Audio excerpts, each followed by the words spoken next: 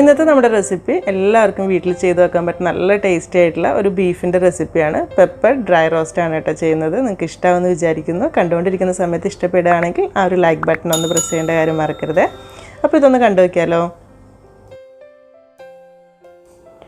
അപ്പോൾ ആദ്യം ഇതിലേക്കായിട്ടൊരു 1 kilo beef വളരെ ചെറിയ പീസായിട്ട് മുറിച്ചെടുത്തിട്ട് നന്നായിട്ട് കഴുകി വൃത്തിയാക്കി വെള്ളമൊക്കെ കളഞ്ഞെടുത്തിട്ടുണ്ട്. ആദ്യം ഇതൊന്ന് വേവിച്ചെടുക്കാനായിട്ട് പ്രഷർ കുക്കറിലേക്ക് ഇട്ട് കൊടുത്തിട്ടുണ്ട്. ഇതിന് പകരം സാധാരണ നമ്മൾ അടുപ്പിൽ വെച്ച് ചെയ്യുകയാണെങ്കിൽ അങ്ങനെ ആയാലും മതി കേട്ടോ, അതായിരിക്കും കുറച്ചുകൂടെ നല്ലത്. ഇനി ഒരു മിക്സിയുടെ ജാറിലേക്ക് ഒരു 3 ടേബിൾ സ്പൂൺ കുരുമുളക് ഇട്ട് കൊടുക്കുന്നുണ്ട്. അതിൻ്റെ കൂടെ തന്നെ ഒരു 1 ടേബിൾ സ്പൂൺ നിറച്ച് വലിയ ജീരകം ഇട്ട് കൊടുക്കുന്നുണ്ട്. എന്നിട്ട് ഇത് രണ്ടും കൂടെ ചേർത്തിട്ട് നന്നായിട്ടൊന്ന് പൊടിച്ചെടുത്തിട്ട് വരാം. ആ ഒരു പൊടി മുഴുവനായിട്ട് ഈ ഒരു ബീഫിലേക്ക് ഇട്ട് കൊടുക്കുകയാണ് ചെയ്യുന്നത്. അതിൻ്റെ കൂടെ തന്നെ ഒരു 2 ടേബിൾ സ്പൂൺ മല്ലിപ്പൊടിയും ചേർത്ത് കൊടുക്കുക. പിന്നെ ഒരു 1/2 ടീസ്പൂൺ മഞ്ഞൾപ്പൊടി, 1 ടേബിൾ സ്പൂൺ വെളുത്തുള്ളി ചതച്ചതും 1 ടേബിൾ സ്പൂൺ ഇഞ്ചി ചതച്ചതുമാണ് ഇട്ട് കൊടുക്കുന്നത്. ഇതൊന്നും ഒരുപാട് ഈ സമയത്ത് വേണ്ട.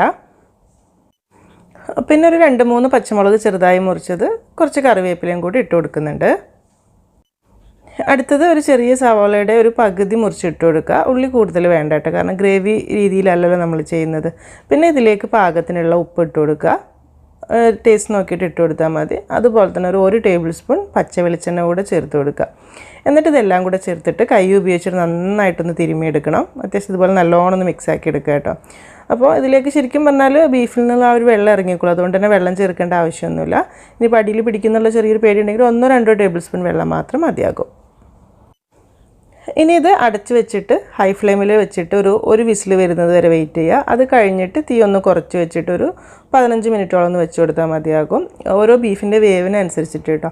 ഇവിടെയൊക്കെ കിട്ടുന്ന ബീഫ് പെട്ടെന്ന് വെന്ത് കിട്ടുന്നുണ്ട്. അപ്പം നമുക്ക് പിന്നെ ഈ ഒരു റെസിപ്പിക്ക് ഒരുപാട് വെന്ത് കുഴയേണ്ട ആ ഒരു രീതിയിലേക്ക് ആവരുതിട്ട്. സാധാരണ കറിനേക്കാൾ ഒരു ഇത്തിരി വേവ് കുറയുന്ന രീതിയിൽ മതി. അതായത് ഒരു 90% വെന്താൽ മതി. കാരണം പിന്നെ നമ്മൾ വറുത്ത് വേവിക്കുന്നുണ്ടല്ലോ, അല്ലെങ്കിൽ ആകെ കുഴഞ്ഞു പോകുന്ന രീതിയിലാകും. ഇപ്പോൾ ഇത് വിസിലൊക്കെ പോയി പ്രഷറൊക്കെ പോയി തുറന്ന് നോക്കുന്ന സമയത്ത് ഇതാ പാകത്തിനുള്ള വേവനായിട്ട് കിട്ടിയിട്ടുണ്ട്. ഇൻ കേസ് വെന്തിട്ടില്ലെങ്കിൽ 1-2 വിസിൽ കൊടുത്താൽ മതി. അപ്പോൾ ഇതൊരു സൈഡിലേക്ക് വെച്ചിട്ട് ഇനി ഒരു പാൻ ചൂടാക്കി എടുക്കുക. ഒരു വലിയ ചീനച്ചട്ടി ഉരുളി എന്തെങ്കിലും ആയിരിക്കും നല്ലത് കേട്ടോ, കുറച്ചൊരു വലുത്. അതിലേക്കൊരു 4 ടേബിൾ സ്പൂൺ വെളിച്ചെണ്ണയാണ് ഒഴിച്ചു കൊടുക്കുന്നത്. എന്നിട്ട് നമ്മൾ വേവിച്ച് വെച്ചിട്ടുള്ള ആ ഒരു ബീഫ് ഇതിലേക്ക് മൊത്തത്തിൽ ഇട്ട് കൊടുക്കണം. കുറച്ചൊരു വെള്ളം ഉണ്ടാവും, അത് കുഴപ്പമില്ല, അതിൽ കിടന്നങ്ങ് വറ്റിക്കോളൂ കേട്ടോ. അപ്പോൾ തീ ഒന്ന് കൂട്ടി വെച്ച് കൊടുത്തിട്ട് ഒന്ന് ഇളക്കി ഇട്ട് കൊടുത്താൽ മതി. ആ വെള്ളമൊക്കെ പെട്ടെന്ന് അങ്ങ് ഡ്രൈ ആയിക്കോളും. ഇനി ഇത് ഈ ചട്ടിയിൽ കിടന്നിട്ട് ഒരു വെള്ളമൊക്കെ ഒന്ന് വറ്റി ഗ്രേവിയൊക്കെ ഒന്ന് തിക്കായിട്ട് വരണം. അപ്പോൾ നമ്മൾ ആദ്യമേ ബീഫ് മുഴുവനായിട്ട് വേവിച്ചിട്ടുണ്ടെങ്കിൽ ഇങ്ങനെ കൂടെ ചെയ്യുന്ന സമയത്ത് ആകെ കുഴഞ്ഞ് ബീഫ് കൂടുതൽ വെന്ത് കഴിഞ്ഞാൽ ടേസ്റ്റ് ഉണ്ടാവില്ല. അപ്പോൾ അതൊന്ന് ശ്രദ്ധിക്കണം കേട്ടോ. തീ ഒന്ന് കൂട്ടി വെച്ച് ആ ഒരു വെള്ളമൊക്കെ ഒന്ന് വറ്റി ഈ ഒരു രീതിയിലാവുന്ന സമയത്തിന് ഇതിലേക്കൊരു 1 ടേബിൾ സ്പൂൺ ഇഞ്ചി കുറച്ച് നീളത്തിൽ മുറിച്ചിട്ട് കൊടുക്കുക. ഒരു ചെറിയ പീസ് ഇഞ്ചി ഇതുപോലെ നീളത്തിൽ മുറിച്ചെടുത്താൽ മതി. പിന്നെ ഒരു 3-4 അല്ലി വെളുത്തുള്ളിയും നീളത്തിൽ മുറിച്ചിട്ട് കൊടുക്കുക. അപ്പോൾ ഇഞ്ചിയും വെളുത്തുള്ളിയൊക്കെ നമ്മൾ ആദ്യം കുറച്ച് ഇട്ടിട്ടുണ്ട്, എന്നാലും ഈ ഒരു സമയത്ത് ഇടുമ്പോൾ നല്ലൊരു ടേസ്റ്റാണ്. അത് എണ്ണയിലേക്ക് ഇടേണ്ട ആവശ്യമൊന്നുമില്ല കേട്ടോ, ഇപ്പോൾ തന്നെ മതി. അതിൻ്റെ കൂടെ തന്നെ ഒരു 2-3 പച്ചമുളക് ഇട്ട് കൊടുക്കുക. എരിവ് കൂടുന്ന പ്രശ്നം ഉണ്ടെങ്കിൽ ലാസ്റ്റ് നമ്മൾ സവാള ചേർക്കുന്ന സമയത്ത് പച്ചമുളക് ഇട്ടാലും മതി. പിന്നെ ഇതിലേക്കൊരു 1.5 ടേബിൾ സ്പൂണിൻ്റെ അടുത്ത് കാശ്മീരി മുളക് പൊടിയാണ് ഇട്ട് കൊടുക്കുന്നത്. അപ്പോൾ കുറച്ചുകൂടെ ഒരു കളറും കാര്യങ്ങളൊക്കെ കിട്ടിക്കോളും.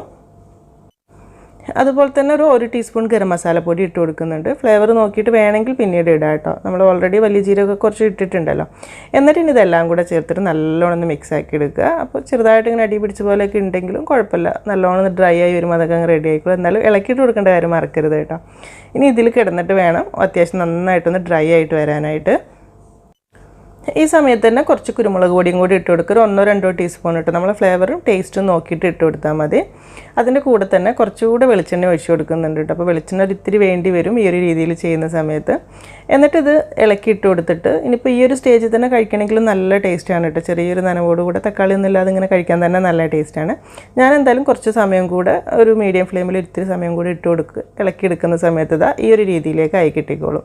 അപ്പോൾ ആ ചട്ടിയുടെ അടി പിടിച്ചതൊക്കെ എല്ലാം കൂടെ ഇങ്ങനെ ഇളകി വന്ന് ചെറിയൊരു പൊടിയൊക്കെ ആയിട്ട് നല്ല ഉഷാറായിട്ട് നല്ല കറുത്ത കളറിലേക്കായിട്ട് വരുന്നുണ്ട്. അപ്പോൾ ഇനി ലാസ്റ്റ് നമ്മൾ ഇതിലേക്കൊരു മീഡിയം സൈസിലൊരു സവാള അല്ലെങ്കിൽ വലുതിൻ്റെ ഒരു പകുതിയൊക്കെ ഇതുപോലെ കൊത്തി എരിഞ്ഞിട്ട് ഇട്ട് കൊടുക്കുക. സവാള ഇങ്ങനെ ഇടയ്ക്ക് കൂടുതൽ കടിക്കാൻ ഇഷ്ടമുണ്ടെങ്കിൽ ഒന്ന് മുഴുവനായിട്ട് തന്നെ കൊത്തി എരിഞ്ഞിട്ട് കൊടുക്കുക കേട്ടോ. അതിൻ്റെ കൂടെ തന്നെ കുറച്ച് കറിവേപ്പില ഇട്ട് കൊടുക്കുക. പിന്നെ പച്ചമുളകിൻ്റെ ഒരു ടേസ്റ്റും ഫ്ലേവറും വേണമെങ്കിൽ 2 മുറിച്ചിട്ട് ഈ സമയത്തും ഇട്ട് കൊടുക്കുക. എന്നിട്ട് ഇതെല്ലാം കൂടെ ഒന്നങ്ങ് മിക്സ് ആക്കി എടുത്താൽ മതി. കാരണം കുറേ സമയത്ത് വഴറ്റി കഴിഞ്ഞാൽ ആ ഒരു സവാളയൊക്കെ വാടി പോവില്ല, അങ്ങനെ വേണ്ട. ചെറുതായിട്ടൊന്ന് ചൂട് തട്ടിയാൽ മാത്രം മതി. അപ്പോഴാണ് ഒരു കറക്റ്റ് ടേസ്റ്റ് കിട്ടുക കേട്ടോ. അങ്ങനെ എല്ലാം കൂടെ ചേർത്തിട്ട് ആ ഒരു ചൂടിൽ നല്ലോണം ഇതുപോലെ മിക്സാക്കി എടുത്തു കഴിഞ്ഞാൽ നമ്മുടെ ബീഫ് ഫ്രൈ റെഡി ആയിട്ടുണ്ട് കേട്ടോ. അപ്പോൾ ഇത്രയേ ഉള്ളൂ പരിപാടി. അപ്പോൾ ലാസ്റ്റ് ഇതിൻ്റെയൊക്കെ വേണമെന്നുണ്ടെങ്കിൽ ഒരു ടീസ്പൂൺ പച്ചവെളിച്ചെണ്ണ കൂടെയൊക്കെ ചേർത്ത് കൊടുക്കാം, നമുക്ക് ടേസ്റ്റ് അനുസരിച്ചിട്ട് കേട്ടോ. ഇനിയിപ്പോൾ ഇത് നല്ല ചൂടോടുകൂടി തന്നെ സെർവ് ചെയ്യാം. ചപ്പാത്തിയുടെ കൂടെ, പൊറോട്ടയുടെ കൂടെ, കപ്പയുടെ കൂടെ, അല്ലെങ്കിൽ വെറുതെ എടുത്ത് കഴിക്കാൻ തന്നെ നല്ല ടേസ്റ്റ് ആയിരിക്കും. സിമ്പിളായിട്ടുള്ള റെസിപ്പിയാണ്. തക്കാളി കാര്യങ്ങളും മസാല ഒന്നും കൂടുതലില്ലാതെ. അപ്പോൾ ഈ ഒരു രീതിയിൽ നിങ്ങൾക്ക് ഇഷ്ടപ്പെട്ടിട്ടുണ്ടെങ്കിൽ ചെയ്ത് വെക്കുന്ന സമയത്ത് ഫീഡ്ബാക്കൊക്കെ അറിയിക്കാൻ മറക്കരുത്. പിന്നെ വീഡിയോ ഇഷ്ടമായിട്ടുണ്ടെങ്കിൽ ലൈക്ക് ചെയ്യേണ്ട കാര്യം കൂടെ കേട്ടോ. അപ്പോൾ ഇനി എന്തായാലും എന്നത്തെയും പോലെ തന്നെ നല്ല റെസിപ്പീസായിട്ട് നമുക്ക് പുതിയ വീഡിയോയിൽ കാണാം. താങ്ക്